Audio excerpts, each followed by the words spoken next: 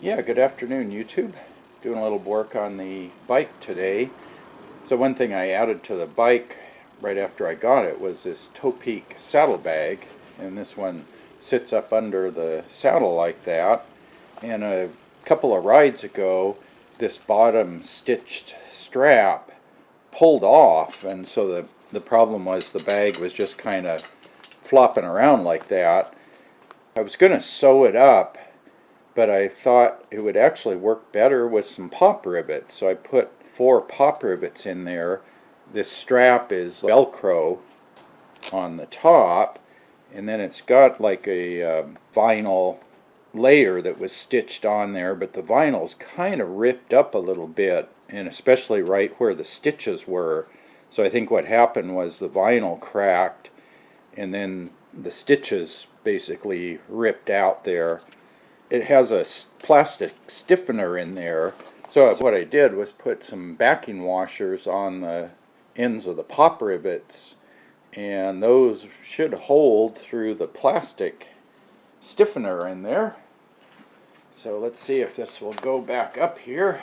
This goes on pretty easy once you get the length of the straps right, and hook down like that. So I think that's going to work. Doesn't flop around quite as much. So now I can put all my stuff back in there.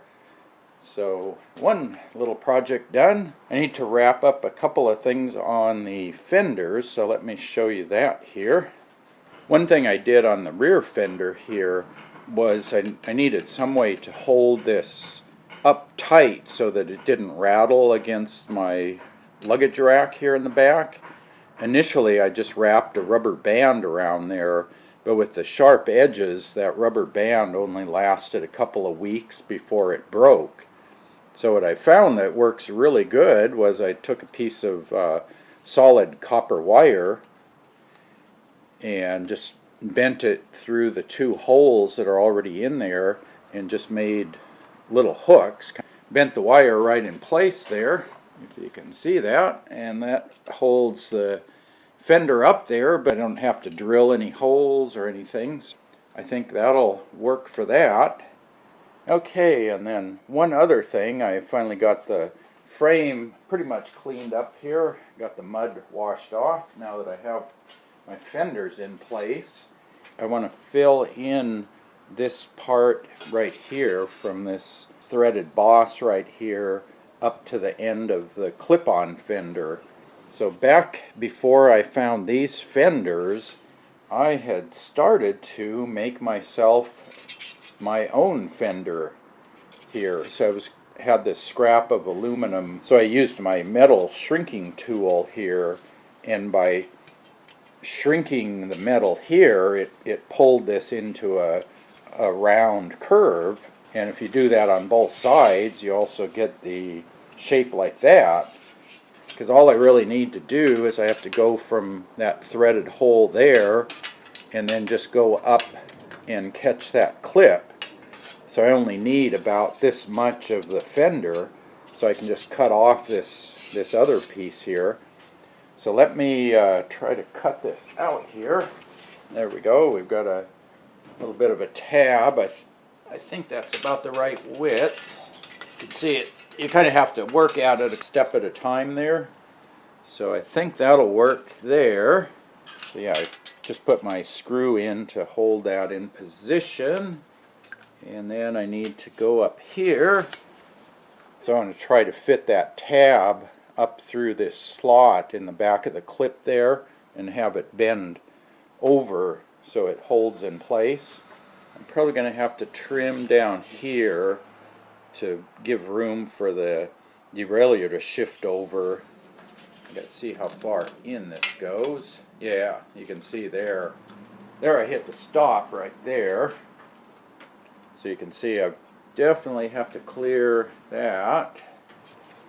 Okay, I've got my little fender piece cut down. Not sure if this will be the final size, but I figure I'm going to come in here. So I've got this end bent so it'll hopefully come out about flush with the inside of that, and then I want to bend a tab up here so it'll come up through that slot. So I figure I would take this, and I marked a line there, which is about where I think it should go. And let's see if we can get this to bend up. And maybe I need to take a little bit of the curve out of this thing, flatten it out a bit, because we're hitting like right in here.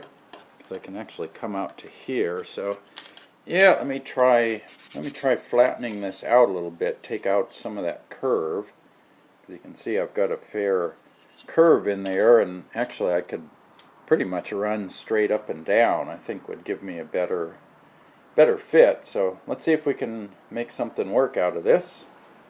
Okay, I think we have success. I had to modify the bend up here so I have it pretty much flush with the fender, and then had to flatten it out a little bit. So I took some of the curve out of it, and I had to clearance along the side here for this arm on the front shifter there.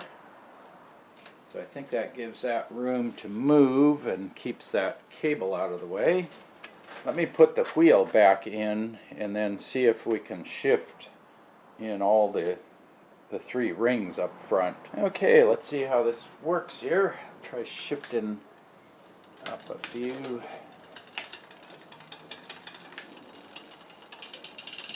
Right there.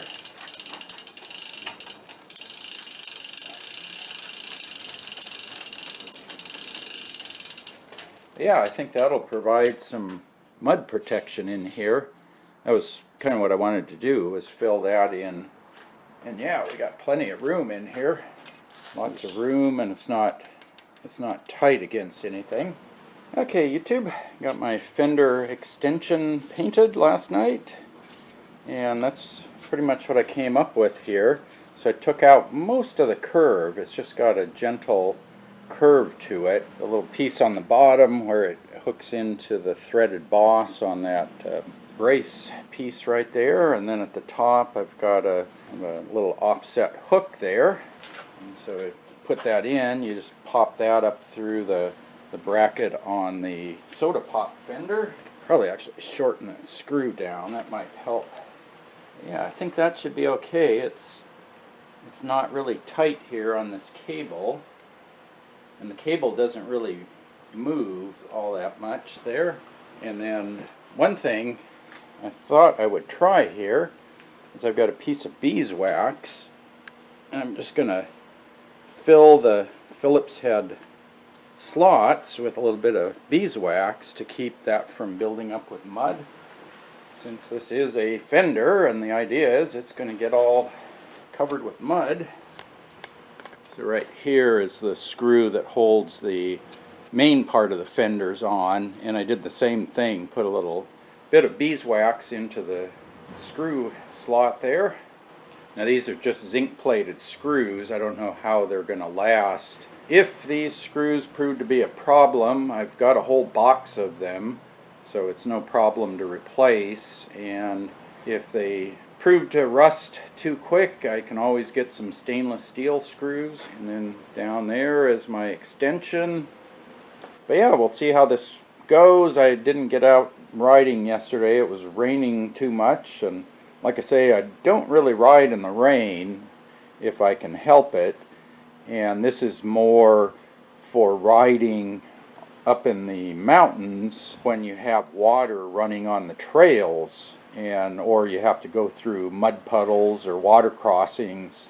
So I generally don't try to ride in the rain if I can help it, but if the trail's wet, it's wet, and you either wait a month for it to dry off or you ride on the wet trail. So yeah, if you have any questions about that, post up in the comments section down below. And I'll put some of my other cycling videos over on the left side. And as always, thanks for watching.